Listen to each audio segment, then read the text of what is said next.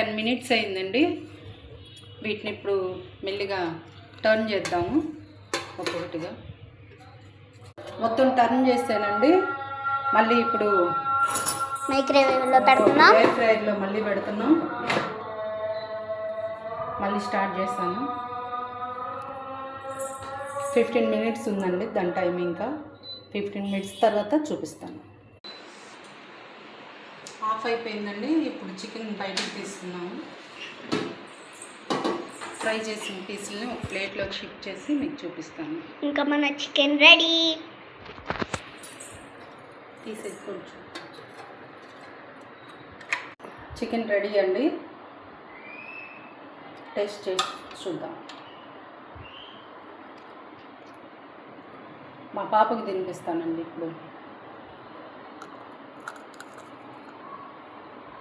బాగుంది. కొద్దిగా ఆయిల్తో, ఒక స్పూన్ కూడా ఫుల్ వేయలేదండి ఆయిల్. నేను కొంచెమే ఆయిల్తో చికెన్ ఫ్రై చేశాను నేను. అది ఎయిర్ ఫ్రైయర్లో.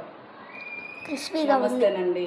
మా వీడియో చూసి లైక్ చేసి నా ఛానల్ని ఫాలో అవుతారని మనస్ఫూర్తిగా కోరుకుంటున్నాను. నచ్చితే లైక్ చేసి షేర్ చేసి సబ్స్క్రైబ్ చేయండి. ఇది ఎలా ఉందో మీరు ఒకసారి ట్రై చేసి కామెంట్ రూపంలో మాకు తెలియజేయండి. ఆశిస్తున్నాను. బాయ్.